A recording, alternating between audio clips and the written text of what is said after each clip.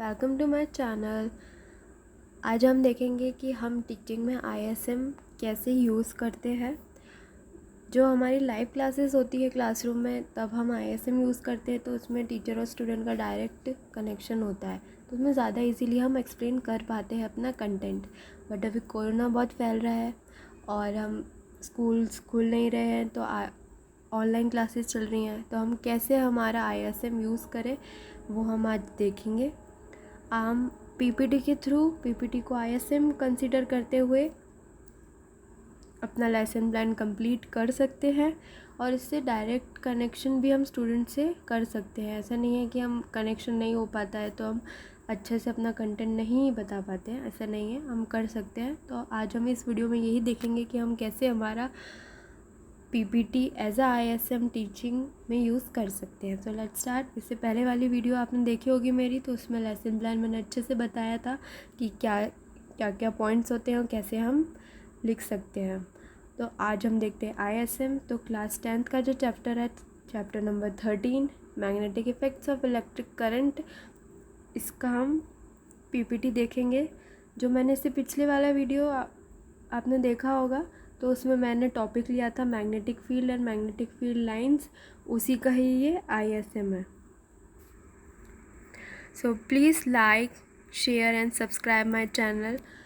और आप कमेंट में भी बताना कि आपको कैसा लगा ये वीडियो, ताकि मैं आगे और भी अच्छा कर पाऊँ। अभी तक आपने सब्सक्राइब नहीं किया है तो प्लीज़ बेल आइकन दबा दीजिए, ताकि मेरा जो आने वाला वीडियो हो उसका नोटिफिकेशन आपको आ जाए। So let's start. ISM as a PPT use कर रहे हैं, तो उसकी पहली स्लाइड्स होगी जो चैप्टर का नाम है magnetic effects of electric current. फिर मैग्नेट्स के बारे में हमने लेसन प्लान में बताया है बच्चों को, तो उसके कुछ की पॉइंट्स देख लेते हैं। जैसे मैग्नेट्स होता क्या है, तो मटेरियल्स दैट अट्रैक्ट आयरन और iron like substances, for example iron, cobalt, निकल एक्सेट्रा। दूसरा पॉइंट है, they are mainly of two types, natural magnets and artificial magnets. And artificial magnets are also of two types, permanent magnet and electromagnets. Next point है, it has two poles, north and south, that can never be separated. कुछ magnets के pick हैं जो कुछ natural है, इसमें कुछ artificial है। जो हमारा पॉइंट है, it has two poles, north and south, उसको हम ऐसे एक्सप्लेन कर सकते हैं जैसे कि ये एक पोल है नॉर्थ और साउथ। जब हम इसको डिवाइड करेंगे, जो बड़े वाला आपको दिख रहा है पोल नॉर्थ और साउथ, जब हम इसको डिवाइड करते हैं तो वो 2 पार्ट्स में डिवाइड हो रहा है। तो ऐसा नहीं है कि नॉर्थ अलग हो गया साउथ अलग हो गया, नहीं, नॉर्थ, एक पोल का नॉर्थ भी है और साउथ भी है, और दूसरे का भी नॉर्थ है और साउथ है। ऐसे ही हमने आगे हम और डिवाइड करेंगे तो वो डिवाइड होते जाएंगे, पर सबका अपना पोल होगा। नेक्स्ट स्लाइड है जिसमें हमने बताएंगे कि like poles repel whereas unlike pole attracts.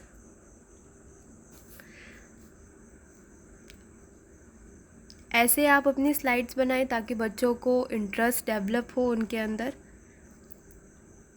Curiosity उनकी बढ़ती जाएगी आगे क्या है स्लाइड्स में। इसलिए हम एज अ ISM PPT को यूज़ कर रहे हैं टीचिंग में।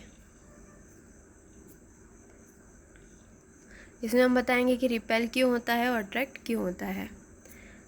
जो हमारी नेक्स्ट स्लाइड है उसमें हम बताएंगे magnetic field and field lines के कुछ पॉइंट्स। पहला है, the region around a magnet where the force of attraction और repulsion can be detected is called magnetic field.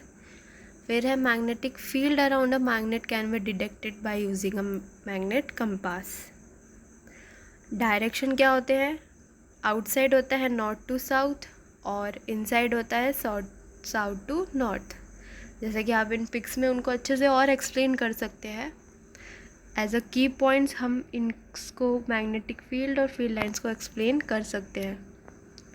फिर हम एक टीचिंग स्किल या टीचिंग मेथड जो हमने मेंशन किया था कि हम बच्चों को बीच बीच में इलिस्ट्रेशन देते हैं और बीच बीच में उनसे क्वेश्चनिंग भी करते हैं, वो भी हम कर सकते हैं। ऐसा नहीं है कि हम ऑनलाइन टीचिंग में वो नहीं कर सकते, कर सकते हैं। हमने एक्सप्लेन किया कि कैसे डिटेक्ट होता है नॉर्थ पोल, जब वो कंपास में कैसे डिटेक्ट होता है जब हम पोल के पास ले जाते हैं, वो हम इस पिक से और ऊपर वाले पिक से समझा सकते हैं, सेकंड वाले पिक से आउटसाइड और इनसाइड क्या डायरेक्शन होता है वो भी हम बता सकते हैं। फिर हम क्वेश्चनिंग भी कर सकते हैं बच्चों से। ऐसा नहीं है कि ऑनलाइन टीचिंग में आप सोचें कि नहीं हो सकता है और लाइव क्लासरूम में ही हो सकता है, नहीं। आप अपने पीपीटी को इतना अट्रैक्टिव बनाएंगे कि आप उसमें सारी स्किल्स भी यूज़ कर सकते हैं। पहला है question, magnetic field lines never intersect each other, justify. First question ये लिखा, जब आप स्लाइड शो करें तो उसमें एनिमेशंस ज़रूर से डालें ताकि बच्चों का इंटरेस्ट और डेवलप होए। सेकंड क्वेश्चन है, why a compass needle get deflected when brought near a bar magnet. ये आपकी क्वेश्चनरिंग वाली स्किल भी यूज़ हो रही है यहाँ पे। अब आप उन्हें ऐसे भी समझा सकते हैं जैसे आप समझाना चाहें, जैसे कि मैंने ऐसे समझाया था टीचिंग के वक्त कि पहला क्वेश्चन था कि मैग्नेटिक फील्ड लाइंस कभी इंटरसेक्ट नहीं हो सकती हैं। इस स्टेटमेंट को बच्चों को जस्टिफाई करना था, तो मैंने एक तरफ पोल रखा, फिर उसके दूसरी तरफ भी पोल रखा, फिर वहाँ पे मैंने कंपास निडल लगा दिया। फिर मैंने उन्हें ऐसे समझाया कि जो एक एरो है वो एक पोल का डायरेक्शन है और ये दूसरा पोल जो है उसका डायरेक्शन है। फिर मैंने यहाँ पे कंपास निडल रख दिया और फिर उनको पूछा कि ये इंटरसेक्ट कर रहा है मैग्नेटिक फील्ड लाइंस। उन्होंने कहा हाँ, पर यहाँ पे मैग्नेटिक फील्ड लाइंस जनरेट नहीं हो सकती हैं। क्यों? क्योंकि डायरेक्शन एक ही डायरेक्शन, जो कंपास है वो एक ही डायरेक्शन में बता सकता है, ना कि वो दोनों डायरेक्शन में डिफ्लेक्ट करेगा। फिर मैग्नेटिक फील्ड लाइंस।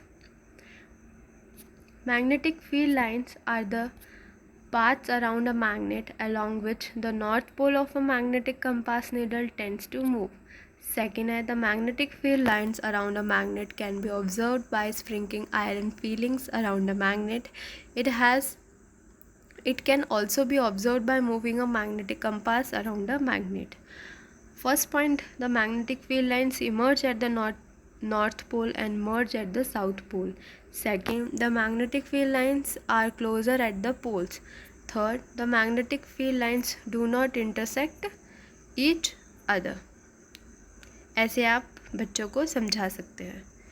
फिर हमने उनको कुछ स्लाइड्स पहले बताया था कि कैसे अट्रैक्शन होता है और रिपल्शन होता है, वो उन्हें पता था, पर मैग्नेट्स के अंदर कैसे होता है ये डिटेल में हम उनको ऐसे समझा सकते हैं। जो लेफ़्ट साइड में अट्रैक्ट हो रहे हैं पोल्स, एक तरफ नॉर्थ है एक तरफ साउथ है, इधर अट्रैक्शन हो रहा है। अब उसके नीचे वाला स्लाइड देखेंगे कि कैसे नॉर्थ पोल की जो मैग्नेटिक फील्ड लाइंस है वो मर्ज हो रही है साउथ पोल में, फिर साउथ से नॉर्थ जा रही है।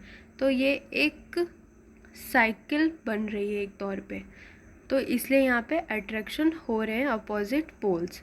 अब आप राइट साइड में देखेंगे कि नॉर्थ पोल और एक तरफ नॉर्थ पोल है, दूसरी तरफ भी नॉर्थ पोल है, दोनों तरफ सेम पोल्स है, तो यहाँ पे रिपल्शन हो रहा है। और इसके नीचे आप देखें कि कैसे रिपल्शन हो रहा है। जो नीचे वाले पोल में साउथ पोल की जो मैग्नेटिक फील्ड लाइंस है वो कहाँ पे मर्ज होगी, वो मर्ज तो साउथ में ही होती है, जैसे आप कुछ स्लाइड पहले बच्चों को समझाया होगा, बट यहाँ पे नहीं हो रही है, वो बिछड़ रही हैं, अलग हो रही हैं, इसलिए यहाँ पे रिपल्शन हो रहा है। आप ऐसे एज अ 3D मॉडल ये पीपीटी के तौर पर समझा सकते हैं बच्चों को। फिर हमने उनको लेसन प्लान में ऑरोस्टेटस एक्सपेरिमेंट भी बताया था। उसका स्टेटमेंट ये था कि the phenomenon of generation of magnetic field around the conductor when current is passed through it is known as magnetic effect of electric current by Hans Oersted in 1822। 1820 में hence ऑयरस्टेड ने ये बताया था कि magnetic effects of electric current होता क्या है। Thank you very much. आपको लेसन प्लान में पीपीटी एज आ ISM कैसे आप इस्तेमाल कर सकते हैं वो अच्छा लगा हो तो प्लीज़ लाइक करना, सब्सक्राइब करना मेरा चैनल, और कमेंट में भी बताना कि आपको ये वीडियो कैसा लगा। Thank you.